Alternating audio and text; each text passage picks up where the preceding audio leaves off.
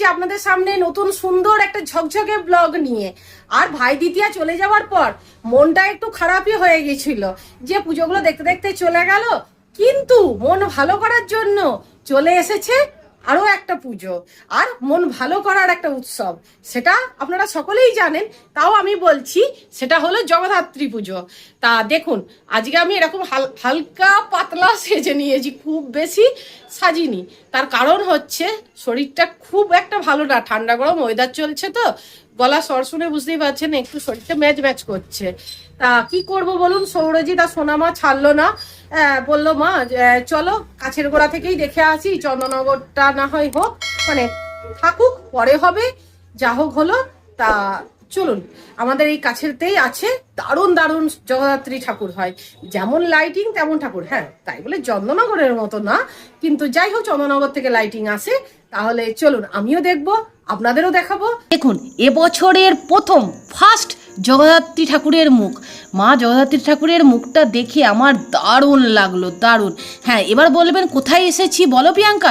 এসেছি বইচিতে জগদ্ধাত্রী ঠাকুর দেখতে। আর লাইটিংটা দেখুন, বলেছিলাম না চন্দননগর থেকে লাইটিং এখানে এনে ইনারা আলোকসজ্জা করেন। আমার তো দারুণ লাগলো দেখতে। এবার স্টেশনটা পার হয়ে ওই দিকে যাব, মানে জিটি রোডের দিকে যাব ঠাকুর দেখতে। আর সবটাই কিন্তু পায়ে হাঁটা।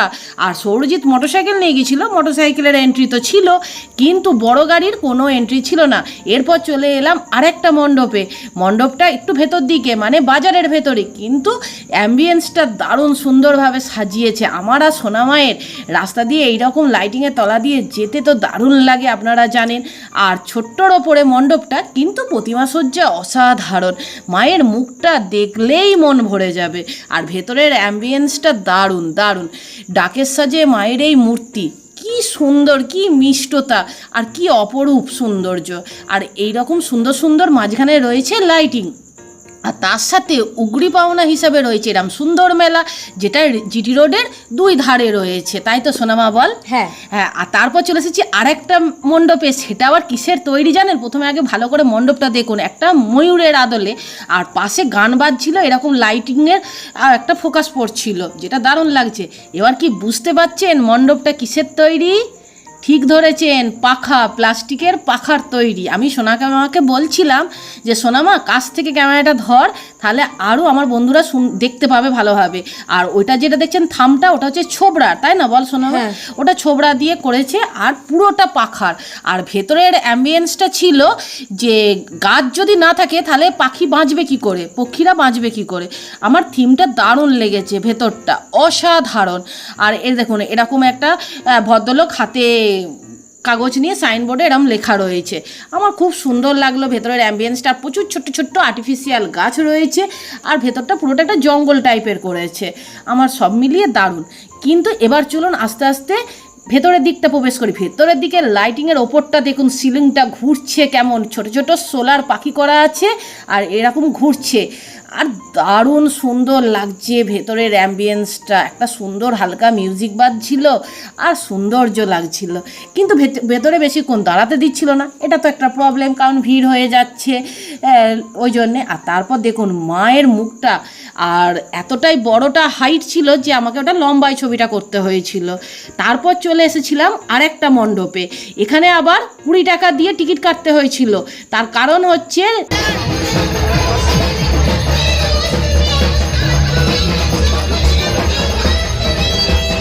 যেটা জেনারেল লাইন ছিল সেটা ছিল বিশাল লম্বা ভিড়, আর এই 20 টাকার যে লাইনটা ছিল সেটা তাড়াতাড়ি ঢোকা যাচ্ছিল। আর ভেতরটা ঢুকে কি বুঝতে পারলেন কি হচ্ছিল? ঠিক বলছি, এটা হচ্ছিল আমাদের সময়কার সেই তখনকার আমলের পুতুল নাচ, যেটা আমরা তখন প্রচুর পরিমাণে দেখেছি, উপভোগ করেছি, বাবা মায়ের সাথে গেছি। আর এখনকার বাচ্চারা এটার সম্বন্ধে কিছু বোঝেও না, জানেও না, আর তারা এটা সম্বন্ধে অবগতও নয়, তাই না? ঠিক বলছি না বলুন? আর এবছরের এখানকার প্যান্ডেলটা হয়েছিল ঠিক পুতুল নাচের আদলে, আর মায়ের মুখটাও দেখুন ঠিক পুতুলের মতন, কি অপূর্ব লাগছে। আমার তো দারুণ লেগেছে, এদের থিম, অ্যাম্বিয়েন্স সব নিয়ে আমার অসাধারণ লেগেছে। আর এই রকম সুন্দর পুতুল নাচ কাছ থেকে দেখে সোনামাকে বলছি, দেখ আমরা এই সময়, মানে ছোটোবেলায় আমরা এরকম পুতুল নাচ দেখতাম, এরকম গানে, মিউজিকে, নাটক, থিয়েটারে, সব কিছু। তার মায়ের মুখটা দেখুন।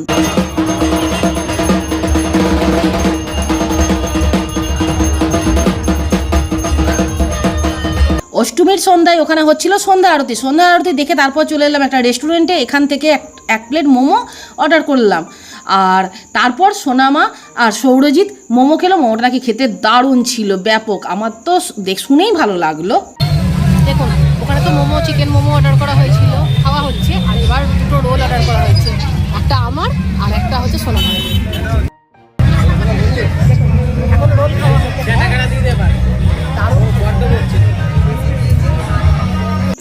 তারপর আমরা একটু খাওয়া দাওয়া করে নিলাম, তারপর চলে এলাম এরকম একটা কানের দুলের দোকানে, যেখানে এসে এত ভালো লাগলো, কারণ হচ্ছে অনেক রকমের কানের রয়েছে আর খুব কম প্রাইসে। আর তারপর ওখান থেকে কানের দুল নিয়ে আবার বেরিয়ে পড়লাম। এবার যাচ্ছি আমরা মোটর সাইকেলে করে, কারণ অনেকটা দূরে দূরে মণ্ডপগুলো, জানেন তো।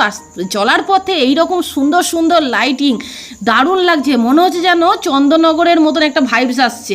কিন্তু অবভিয়াসলি চন্দননগর সেটা নিয়ে তো কোনো কথাই হবে না। তারপর দেখুন আস্তে আস্তে এবার মণ্ডপের কাছাকাছিতে চলেও এলাম। সৌরজিৎ রাস্তার ধারে দাঁড়িয়ে রইল, আমি আর সোনামা গেলাম মণ্ডপের ভেতরে। আর এরকম সামনে একটা ফোয়ারাও ছিল। আর মণ্ডপগুলো কিন্তু ছোট ছোট, কিন্তু ঠাকুরগুলো অসাধারণ, ব্যাপক, দারুণ। আর মুখগুলো তো দেখতে দারুণ লাগছে, আর এক একটা এক এক রকমের আদলে। এখানটা আবার দেখুন অন্যরকম বেশ সিনারি, মা দুর্গার আদলে তৈরি জগদ্ধাত্রী, আমার তো দারুণ লেগেছে। আর তার সঙ্গে এইরকম একটু একটু মেলাও রয়েছে, যেটা আমি আগেই বলেছি বাচ্চাদের এই জিনিসটা খুবই ভালো লাগবে, ঠাকুর দেখা, মেলা, আর তার সাথে আত্মীয় স্বজনের সঙ্গে যাওয়া। তারপর চলে এসেছিলাম আরেকটা মণ্ডপে, এটাও ছোট্টর ওপরে খুবই সুন্দর, কিন্তু এখানেও একটু ফোয়ারা ছিল আর একটু ফটোশ্যুটও করে নিয়েছিলাম। আর তারপর এবার আস্তে আস্তে গেছিলাম ভেতরে এখানে মায়ের মুখটা খুব সুন্দর, আর অ্যাম্বিয়েন্সটা দারুণ লেগেছে আমার, পুরোটা অসাধারণ। তারপর এসেছি আরেকটা বড় মণ্ডপে, এটা লাইটিং হচ্ছে আর ডিজে গানের সাথে লাইটিংটা এরম সুন্দরভাবে মণ্ডপে খেলছে। আর এখানে মায়ের মুখটা হচ্ছে একদম মানে বাসন্তী ঠাকুরের যেমন হয় সেই রকম আদলে, কিন্তু আমার দারুণ লেগেছে। আর উপরের অ্যাম্বিয়েন্সটাও খুব সুন্দর। এরপর চলে এলাম আরেকটা মণ্ডপে, এটা বেশ বড় আর অনেকটা বড় এরিয়া নিয়ে এই মণ্ডপটা।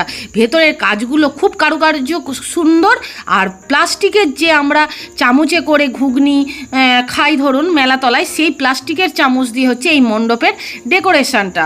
আর ভেতরের সিলিংটা আর অ্যাম্বিয়েন্সটা অসাধারণ, আমার প্রত্যেকটা ঠাকুর দারুণ লেগেছে।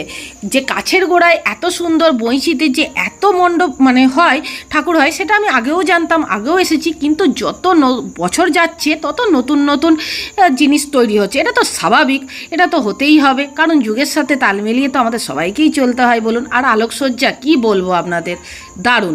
আর এই দেখুন এরকম ছোট্ট ছোট্ট টুনি লাইটের তলা দিয়ে যেতে বা রিলস বানাতে একটা অন্য রকমের একটা আনন্দ, অন্য রকমের একটা ভাইবস লাগে। আর দেখুন আমার যাওয়ার একদমই ইচ্ছা ছিল না, আপনারা তো জানেন। আর এখানে মায়ের মুখটা দেখুন কি সুন্দর লাগছে, কিন্তু আকাশেও করেছে বিশাল মেঘ, সেই মেঘকে উপেক্ষা করে আমরা বেরিয়ে পড়েছিলাম। তারপর চলে এসেছিলাম আরেকটা মণ্ডপে, কিন্তু বৃষ্টি মনে হচ্ছিল আসবো, তারপরও এত সুন্দর সুন্দর ঠাকুর দেখে আর লোভ সামলাতে নিজেকে পারছিলাম না, একটার পর একটা ছাড়তেও ইচ্ছা করছিল না। আর ওপরের সিলিংটা দেখুন কি অপূর্ব লাগছে। সৌরজিৎ বলছে বাড়ি চলো, আমি বলছি না দাঁড়াও না আর একটুখানি, কাছের গোড়াতেই তো বাড়ি, বেশি দেরি হবে না। এই করতে করতে জানেন সমস্ত মণ্ডপগুলো দেখেছি, আর কি সুন্দর সুন্দর দেখুন। যেমন ভিড় তো আছেই অবশ্যই, অষ্টমীর সন্ধ্যায় ভিড় তো হবে না, এটা কোনো কথা। আর এই অ্যাম্বিয়েন্সটা আমার সবথেকে দারুণ লেগেছে, আর মায়ের মুখটা কি অপূর্ব।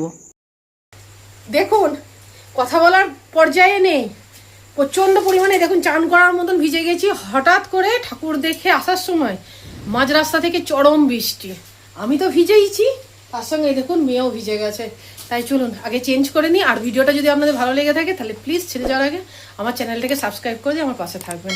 আর ঠাকুরগুলো দারুণ ছিল সত্যি। আজ এ পর্যন্তই, দেখা হবে আপনাদের সাথে নেক্সট আরেকটা নতুন সুন্দর ভিডিওতে। আজ এ পর্যন্তই, good night, sweet dream, tata.